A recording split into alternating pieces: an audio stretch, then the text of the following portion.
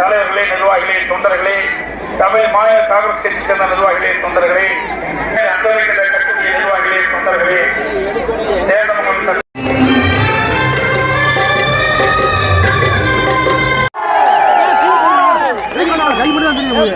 இந்த பகுதியினுடைய நாடாளுமன்ற உறுப்பினர் மக்களவை துணைத் தலைவர் அண்ணன் தம்பித்துறை அவர்களே, மாண்பு அமைச்சர் மதிப்புக்கு மரியாதைக்குரிய டாக்டர் திருமதி வி சரோஜா அவர்களே மற்றும் நிகழ்ச்சிகளை கலந்து கொண்டு சிறப்பித்துக் கொண்டிருக்கின்ற நாடாளுமன்ற மரியாதைக்குரிய குமார் அவர்களே, முன்னாள் அமைச்சர் மரியாதைக்குரிய சகோதரர், நான் உண்மையை சொல்லுகின்றேன். பல சட்டமன்ற உறுப்பினர்கள் என்னிடத்திலே தெரிவிப்பார். நானும் அமைச்சராக இருந்தேன். அந்த காலகட்டத்திலே என்னிடத்திலே பேசுவார். நீங்கள் வந்தவுடனே என்னை சந்திக்கிறீர்கள். ஆனால் போக்குவரத்துறை அமைச்சராக செந்தில் பாலாஜி இடத்திலே போனால் பல மணி நேரம் காத்திருந்தால் கூட வீட்டிலே இருந்து இல்லை என்று சொல்லுகின்றார். அப்படிப்பட்ட வேட்பாளர் தான் இங்கே போட்டிருக்கிறார். ஆகவே உஷாராக இருக்க வேண்டும். சாதாரண ஆள் இல்ல. எத்தனையோ அரசியல்வாதியை பார்த்திருக்கிறேன். இப்படிப்பட்ட அரசியல்வாதியை பார்த்தே கிடையாது. ஏன் ஆர்கே நகர் சட்டமன்ற தேர்தலில் இவருதான் பொறுப்பாளர் வந்து தேர்தல் நடத்தினார். அப்ப 20 ரூபா நோட்டை காட்டே வெற்றி பெற்றுட்டார். 20 ரூபா நோட்டை காட்டே வெற்றி பெற்றுட்டார். அந்த ஆளுக்கே நாமம் போட்டு வெளியில் வந்துட்டார். அவருக்கே நாமம் போட்டு வெளியில் வந்துட்டார். ஆக எந்த இடத்துலயுமே விசுவாசமா இருக்க மாட்டார். மக்களுக்கு விசுவாசமா இருக்க மாட்டார். கட்சிக்கு விசுவாசமா இருக்க மாட்டார். அப்படிப்பட்ட வேட்பாளர் தான் இந்த தொகுதியில போட்டியிடுறார். உஷாரா இருக்க வேணும். ஏன்னா திருப்பி சொல்லுகிறேன், இவர் சாதாரணமாக இல்ல. இந்த பகுதிக்கு வருகின்ற திட்டங்கள் எல்லாம் முடக்கி வைத்தவர். இங்கே கூட தாலுகா அலுவலகம் வேண்டும் என்று போராடுகிறீர்கள். கடந்த முறை இந்த தொகுதிக்கு தலைமை ஏற்று நான் வந்து வாக்கு சேகரித்தேன். நான் வெட்கப்படுகிறேன். இப்படிப்பட்ட ஒருவருக்கு வாக்கு சேகரித்தோம் என்று வேதனைப்படுகிறேன். என்னோடு பல பேர், நம்முடைய அமைச்சர், இங்கே இருக்கிற நம்முடைய மின்சாரத்துறை அமைச்சர், நம்முடைய மரியாதைக்குரிய கல்வித்துறை பள்ளி கல்வித்துறை அமைச்சர், அதே போல சுற்றுச்சூழல்துறை அமைச்சர், அதே போல உயர்கல்வித்துறை அமைச்சர், இங்கே இந்த தேர்தல் பிரச்சார கூட்ட துவக்குகின்ற நிகழ்ச்சியை பார்க்கின்ற பொழுது இது தேர்தல் பிரச்சார கூட்ட நிகழ்ச்சி அல்ல, தேர்தல் முடிந்து வெற்றி விழா காண்கின்ற கூட்டம். அந்த அளவுக்கு எங்கு பார்த்தாலும் மக்கள் வழங்கும் கடல் போல் காட்சியளிக்கின்ற காட்சியை இங்கே காண்கிறோம். இன்றைக்கு திராவிட முன்னேற்ற கழகத்தின் சார்பாக போட்டியிட்ட வேட்பாளர் யார் என்று உங்களுக்கு தெரியும். எத்தனை கட்சிக்கு போய் வந்தார் என்பது உங்களுக்கு தெரியும். அவருடைய காலகட்டத்திலே எப்படியெல்லாம் இந்த மாவட்டம் சின்ன பின்னம் ஆனது என்பதை உங்களுக்கு நன்றாக தெரியும்.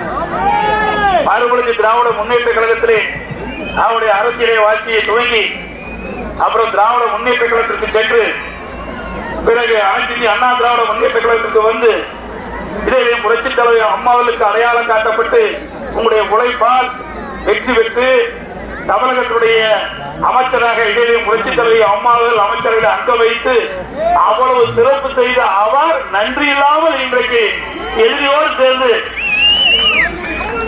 துரோகியோடு சேர்ந்து அந்த துரோகியுடைய சின்னத்திலே இன்றைக்கு போட்டிருக்கிறார்.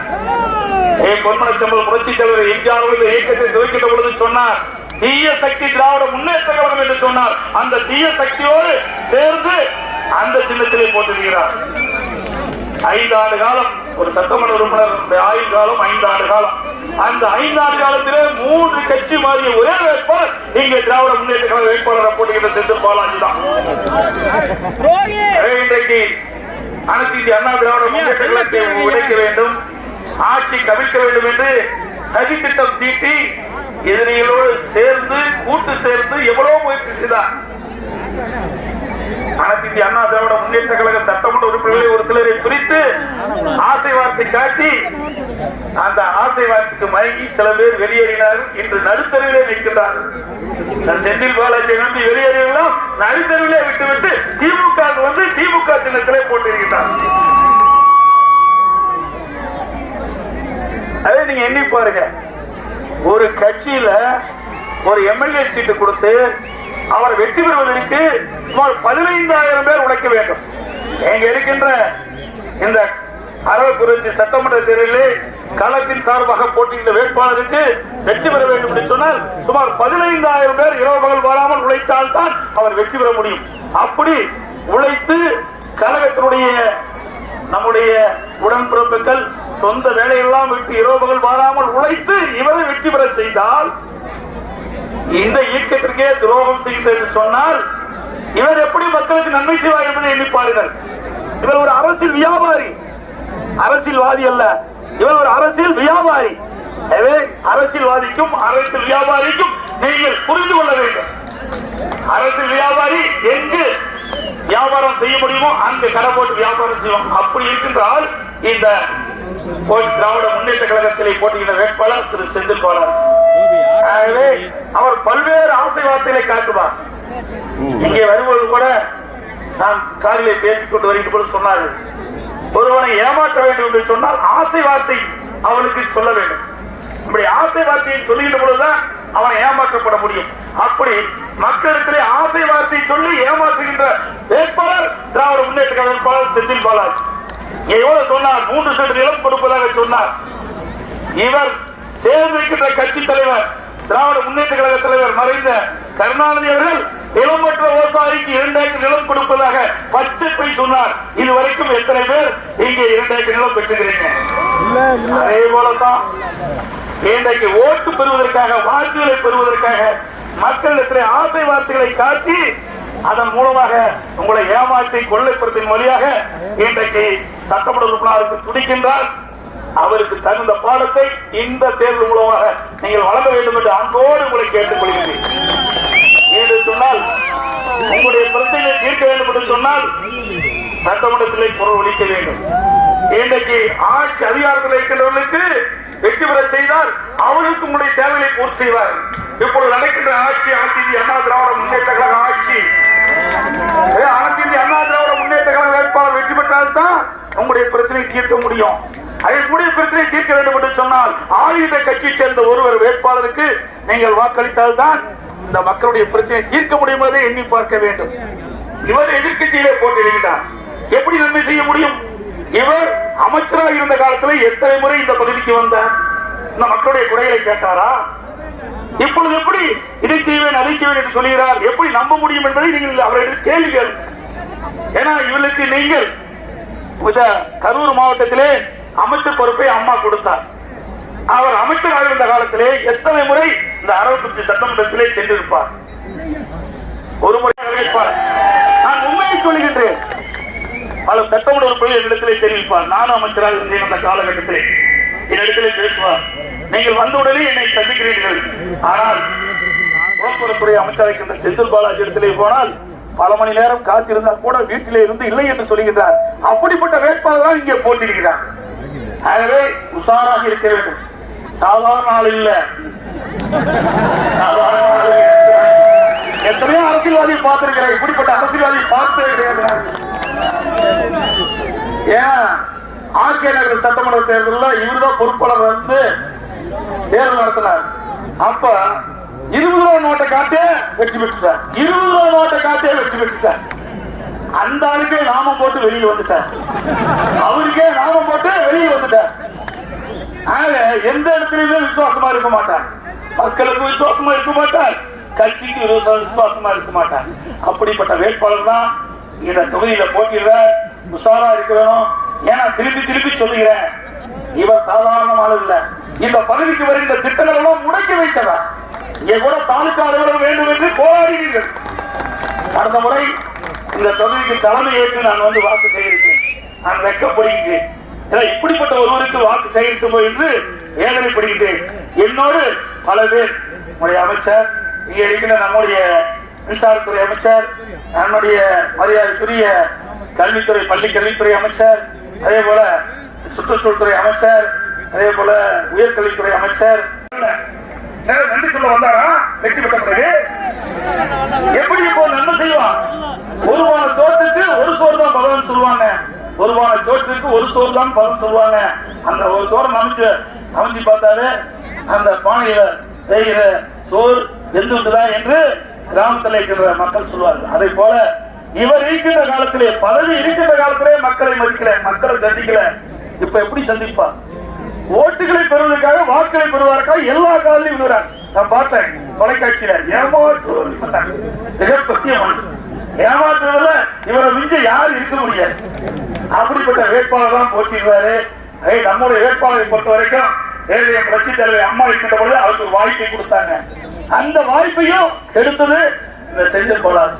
இவர் வெற்றி பெற்றுவிட்டா அவருக்கு அமைச்சர் கிடைக்காது என்று சொல்லி நம்முடைய வேட்பாளர் அவர்களை தோற்கடித்ததான் இப்ப நிற்கின்ற திராவிட முன்னேற்ற கழகத்தின் வேட்பாளர் திரு செந்தில் பாலாஜி. அதை நீங்க எண்ணி பார்க்க வேண்டும். நம்முடைய செந்தில் அவர்களை பொறுத்த வரைக்கும் அருமையா பழகக்கூடியவர். ஏற்கனவே நீங்கள் அவருக்கு ஒரு நல்ல வாய்ப்பை கொடுத்திருந்தா இந்த தொகுதி மெல்மேலும் வளர்ச்சி அடைந்திருக்கும்.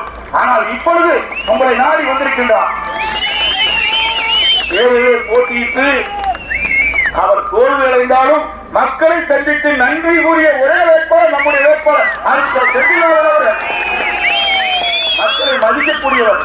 வாக்களித்த மக்களுக்கு நன்றி சொல்ல வேண்டுவதற்காக எல்லா கிராமங்களுக்கும் சென்று நன்றி சொன்னவர் எங்கே, வெற்றி பெற்று மக்களை சந்திக்காத வேட்பாளர் எங்கே என்பதை நீங்கள் எடைபோட்டு பார்க்க வேண்டும்.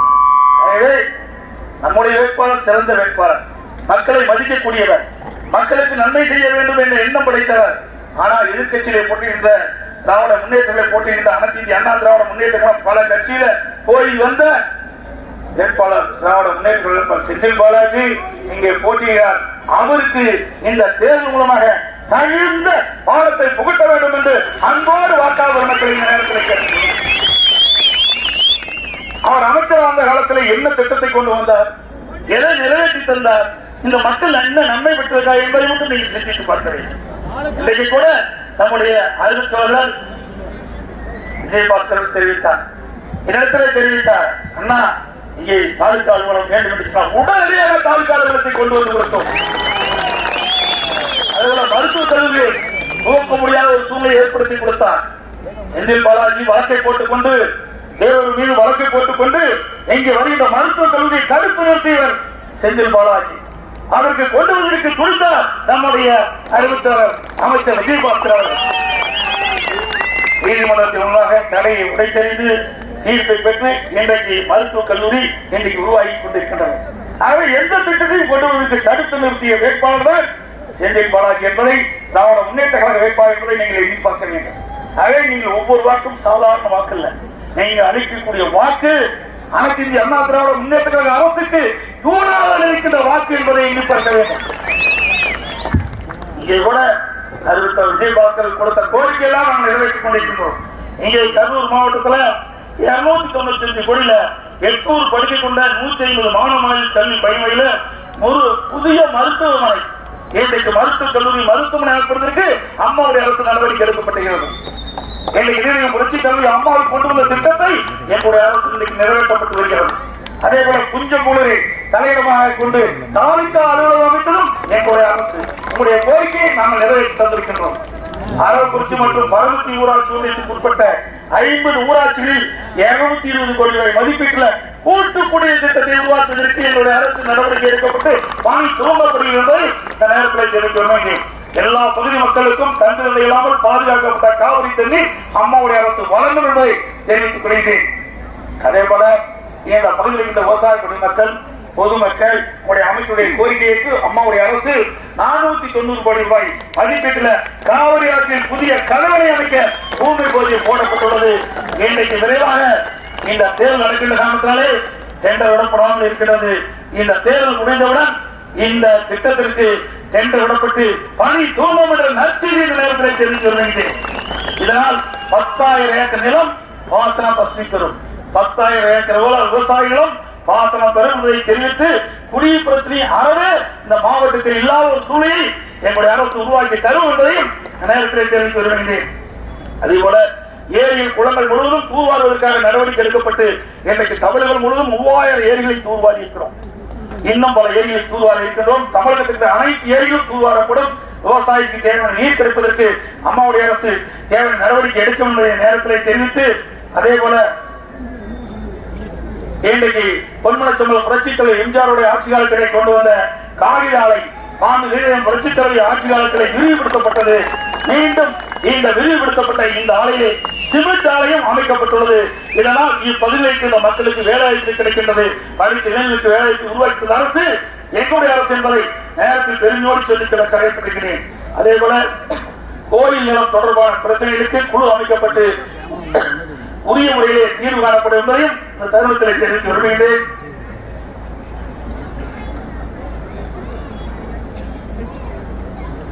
அரவக்குறிச்சி பகுதியிலே கடுமையான வறட்சி. நான் ஒரு விவசாயியா இருக்கின்றேன். விவசாயிகளுக்கு தேவையானது நீர். எப்படி மனிதனுக்கு உயிரோ அதே போல உயிராக இருப்பது விவசாயிக்கு நீர். அந்த நீரை பெறுவதற்கு புரட்சித் தலைவர் அம்மாவுடைய நல்லாட்சியோடு எங்களுடைய அரசு இந்த வறண்ட பகுதிகளுக்கு நீரேற்று பாசனத்தின் மூலமாக இன்றைக்கு நீர் கொண்டு வந்து கொடுப்பதற்கு உரிய நடவடிக்கை எடுக்கப்படும். அத்திக்கிழமை அமலாட்சி திட்டத்தை போல இங்கே இருக்கின்ற காவிரி ஆற்றிலிருந்து நீரேற்றின் மூலமாக வறட்சியான பகுதியில் விவசாயிகளுக்கு தேவையான நீர் வழங்குவதற்கு அம்மாவுடைய அரசு நடவடிக்கை எடுக்கப்படும் என்ற மகிழ்ச்சியான செய்தியை சொன்னீங்க.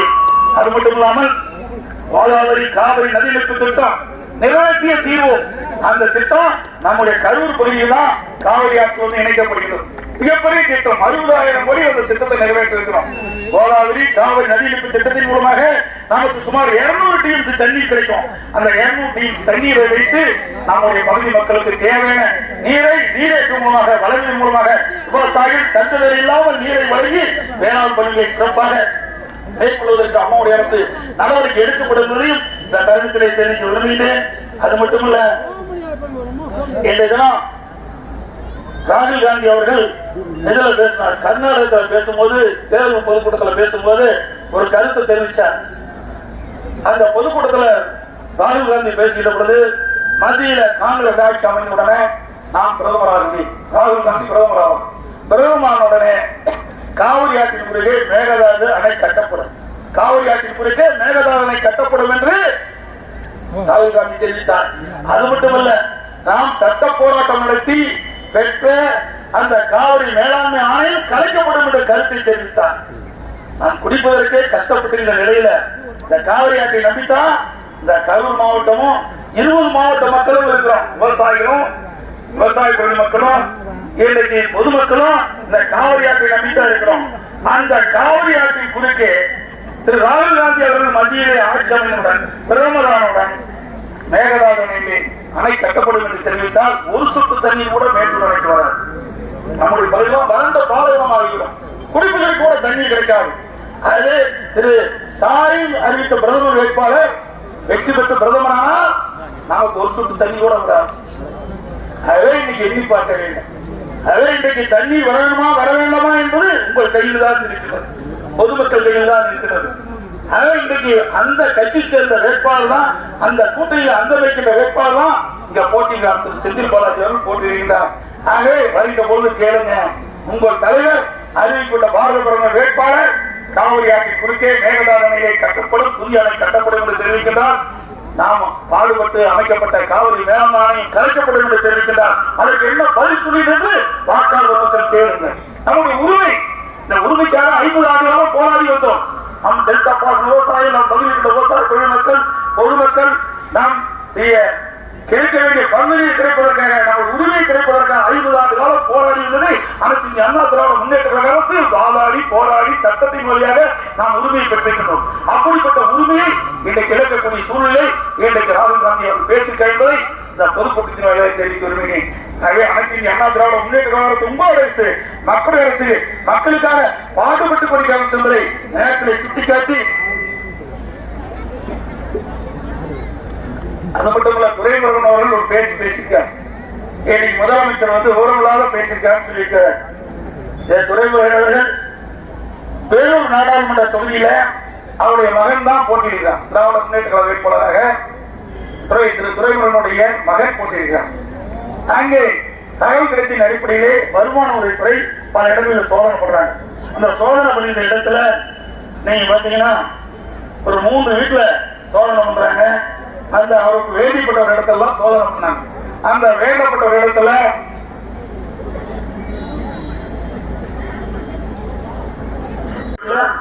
இன்றைக்கு பக்கத்தில் இருக்கிற சிமெண்ட் குழல்ல சோதனை பண்றாங்க. இந்த சோதனை பண்ணிக்கிறது கட்டுக்கட்டா 200 ரூபாய் நோட்டு அவர் இடத்துல வருமானம் இருக்கிற இடத்துல சிக்கி அந்த கட்டுக்கட்டா இருக்கிற அந்த நோட்டுல மேல எந்த பூத்து எந்த வாரன்னு குறிப்பிட்டிருந்தது. அத வருமான வரித்துறை அதை பறிமுதல் செஞ்சு அந்த பறிமுதல் செய்த அடிப்படையில் வேறு தேர்வு நிறுத்தப்படுகிறது. யாரால் நிறுத்தப்படுகிறது? நான் விவரமெல்லாம் பேசணும்னு சொன்னேன். திரு துரைமுருகன் விவரமாக தன்னுடைய மகனை வெற்றி பெற செய்ய வேண்டும் என்று திட்டமிட்ட காரணத்தினால இன்றைக்கு அவர் இந்த நிலையை சந்தித்திருக்கிறார். அவருக்கு வேண்டிப்பட்ட ஒரு வீட்டிலே அது கூட சொன்னார், எனக்கு சொந்தமான சொந்தமான வீட்டிலே எடுக்கப்பட்டது என்று சொல்லியிருக்கின்றார். அது தவறு. நான் ஏற்கனவே பேசுகின்றேன். நான் பத்திரிகையில் வந்திருக்கின்ற செய்தி சொல்லி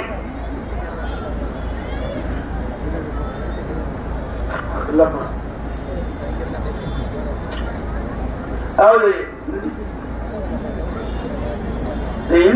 இந்து பத்திரிகையில அழகா போட்டுக்கிறாங்க. அதுல நான் பேசிய பேச்சு குறிப்பிட விரும்புகிறேன். துரைமுருகன் இவர் மகன் போட்டியிடும் தொகுதியில் தேர்வு நடத்த முடியவில்லை. அவர்களுக்கு வேண்டப்பட்டவர் வீட்டில் பணம் நகை கைப்பற்றப்பட்டது. அப்படித்தான் பேசியிருக்கணும் பத்திரிகை வந்திருக்கு.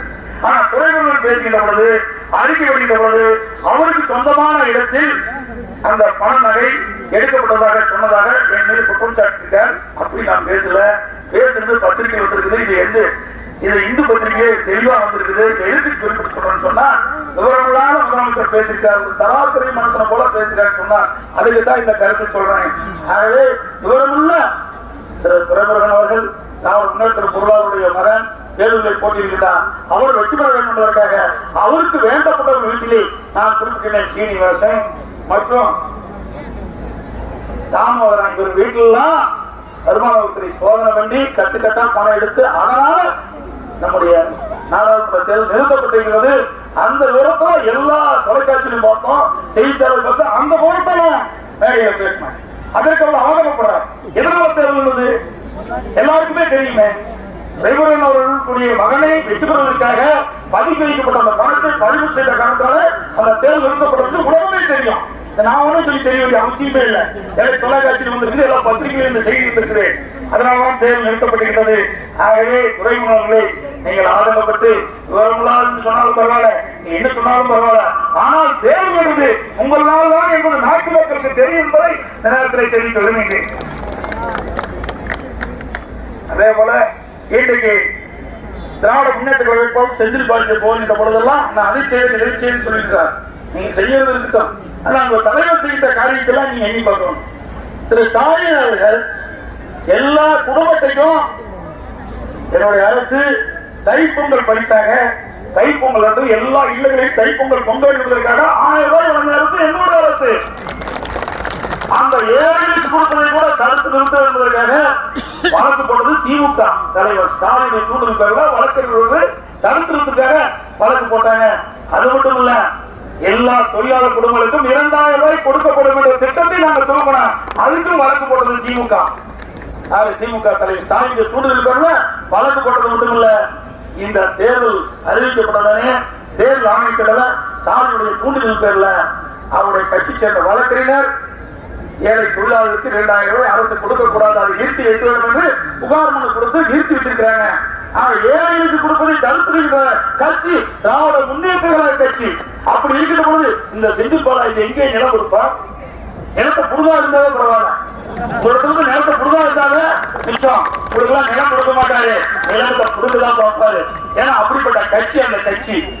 அதை இன்றைக்கு அரசியல் அண்ணா திராவிட முன்னேற்ற கழகத்தை பொறுத்த வரைக்கும் மக்களுக்கு தேவையான திட்டங்களை நிறைவேற்றுகின்ற கட்சி என்னுடைய கட்சியும் ஆட்சி என்பதை நேரத்தில் தெரிவித்து பொன்மனச்சம்மாள் புரட்சித் தலைவர் எம்ஜிஆர் அவர்கள் புரட்சித் தலைவர் அம்மா அவர்கள் வழியிலே சேர்ந்த அரசு எங்களுடைய அரசு, உங்களுக்காக நன்மை செய்கிற அரசு எங்களுடைய அரசு. நான் இப்பொழுது கூட முதலமைச்சராக முன் நிற்கவில்லை, நான் ஒரு விவசாயியை நிற்கின்றேன். நீங்கள் தான் முதலமைச்சர்.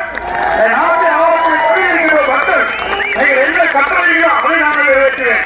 ஆனால் ஸ்டாலின் அப்படி அல்ல, நான் ஒரு தலைவர், நான் எதிர்காலத்திலே முதலமைச்சர் ஆவேன் ஆவேன் என்று அகங்காரத்தோடு பேசிக் கொண்டிருக்கிறார்.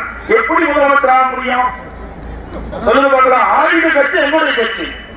இன்னும் தேர்தலே நடக்க முடியல, 4 சட்டமன்ற தேர்தலில் நடக்க முடியல, அதுக்குள்ளேயே ஒரு முதல்வர் ஆயிட்டாராம். எப்படி கனவு பார்க்கிறார்? உங்களுடைய கனவெல்லாம் காலையாகத்தான் இருக்கும், பகல் கனவாகத்தான் இருக்கும். மக்கள் ஓட்டு போட்டுதான் எம்எல்ஏ ஆகிட்டா அவர்கள் தான் தேர்ந்தெடுக்க முடியும். நீங்களா தேர்ந்தெடுக்க முடியாது. நீங்களா குத்தி ஓட்டு போட்டுக்க முடியாது. இது ஜனநாயக நாடு. மக்கள் நினைத்தால்தான் யாருக்கும் பதவி வர முடியும். அது மட்டும் இல்ல, நம்பிக்கையா தீர்மானம் கொண்டாந்துருக்க. அந்த நம்பிக்கையா தீர்மானம் கொண்டாந்து அர்த்தம் என்ன?